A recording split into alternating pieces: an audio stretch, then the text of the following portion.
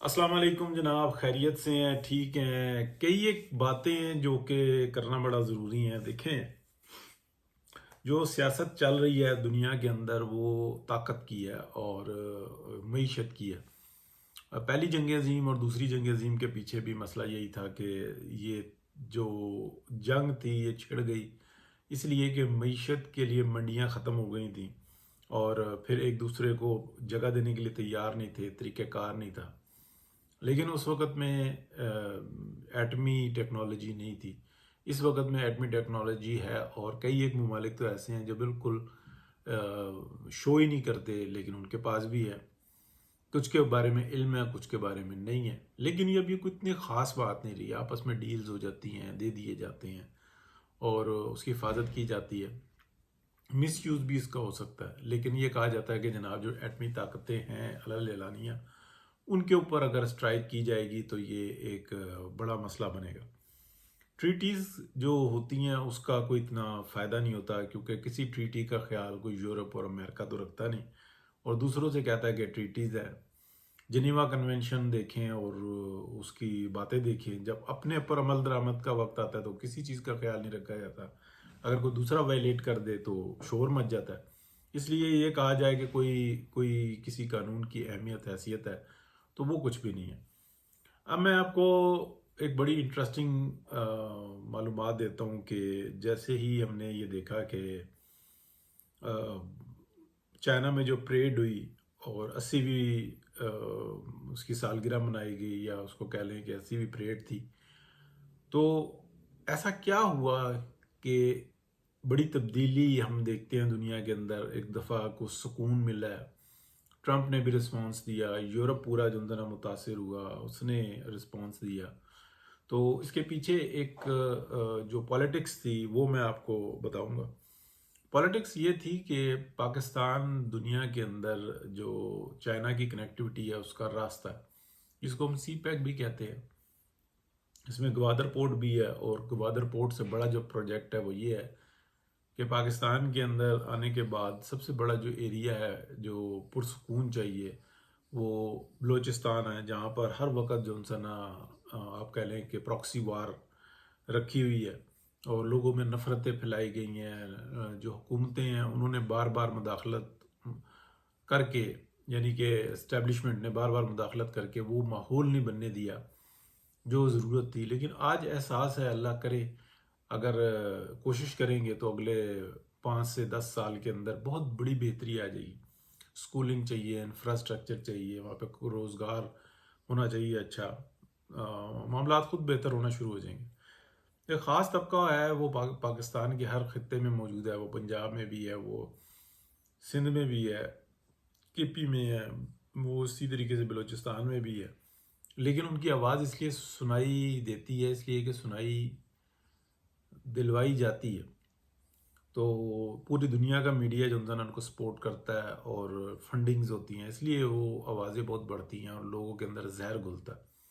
जैसे जहर पीटीआई का घुला पूरे पाकिस्तान में, इसी तरीके से बलूचिस्तान में ऐसा ही रंग है।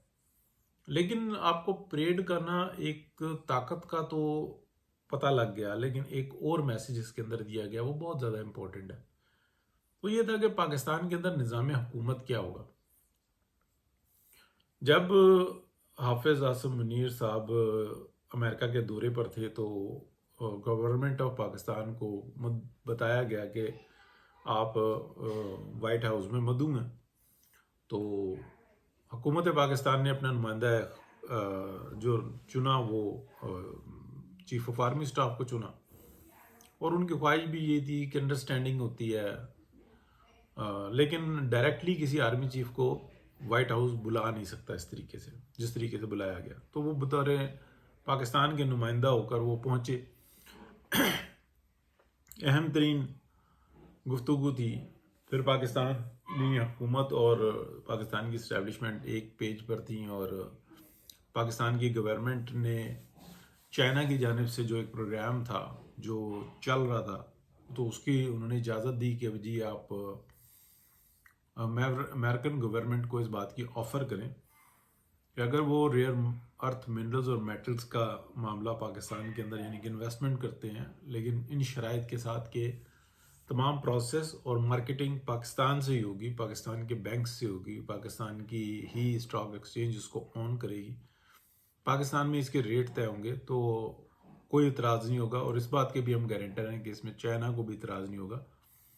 لیکن سی پیک کے معاملات کے اندر کوئی کسی قسم کی مداخلت نہیں ہوگی. اور یہاں پر جو پھر ریئر ارتھ منرلز کی بھی اور میٹلز کی جو چائنا ٹریڈ کرے گا، اس کے اوپر بھی آپ کو کوئی اعتراض نہیں ہوگا.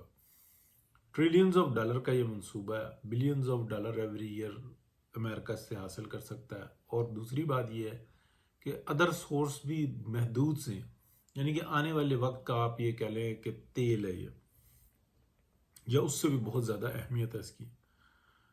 اب ہوتا کیا ہے کہ وہ آفر دی جاتی ہے، ٹرمپ ایڈمنسٹریشن اس کو بڑے غور سے دیکھتی ہے، سرویز پہلے سے چل رہے ہوتے ہیں، پتہ ہے کہ اس ایریے کے اندر موجود ہے اور یہ ایک خاص ٹیکنالوجی ہے جس سے نکالا جاتا ہے. تو اب اگلی کہانی کیا ہوتی ہے کہ ساتھ ساتھ یہ کہا جاتا ہے کہ جناب جنرل حافظ عاصم منیر صاحب کو اگلا چیف مارشل لا ایڈمنسٹریٹر کے طور پہ امریکہ نے ایکسیپٹ کیا، آفر کی ہے. اور یہ باتیں وہ ہر آرمی چیف کے ساتھ کرتے ہیں کہ ہماری اگر آپ مارشل لا لگاتے ہیں تو ہماری یہ چند ایک چیزیں ہیں، باقی جو نا آپ اپنا کام کریں، ہماری طرف سے پوری حمایت ہے، آپ کو اتنی امداد بھی دیں گے، یہ بھی کریں گے، وہ بھی کریں گے، ٹریڈ بھی کھول دیں گے. لیکن ہمارے یہ مفادات ہیں، وہ چند ایک بتاتے ہیں، بعد میں وہ لسٹ آتی ہے جو کہ ختم ہی نہیں ہوتی. اور پاکستان کا ہمیشہ سے اسی طرح سے بیڑا گرک ہوتا رہا. پہلے کے آرمی چیف جو ان سے تھے نا، ان کو تجربہ نہیں تھا شاید، یا وہ چاہتے ہی نہیں تھے، سوچ عقل اتنی تھی.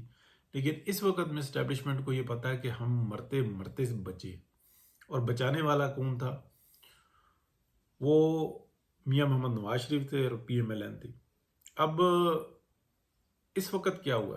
پریڈ کے اندر جنرل حافظ عاصم منیر کو بھی بلایا، شہباز شریف صاحب ساتھ لے کر گئے، اور سیکنڈ پر دو تھے، چیف آف آرمی سٹاف تھے اور vice prime minister, deputy prime minister Ishaq Dar sahab تھے،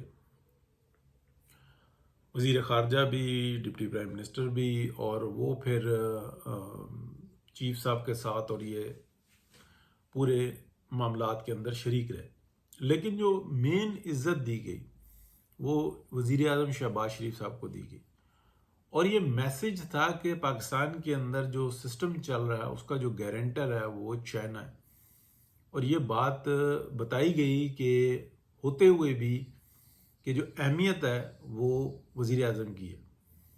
ہمیں بڑے اچھے طریقے سے یاد ہے جب عمران خان نے دورہ کیا تھا اور باجوہ صاحب کو اسپیشل پروٹوکول دیا گیا تھا، اور عمران خان کو ٹرین میں بٹھا کر اور میسج دیا گیا تھا کہ ہم پروٹوکول کس کو دے رہے ہیں.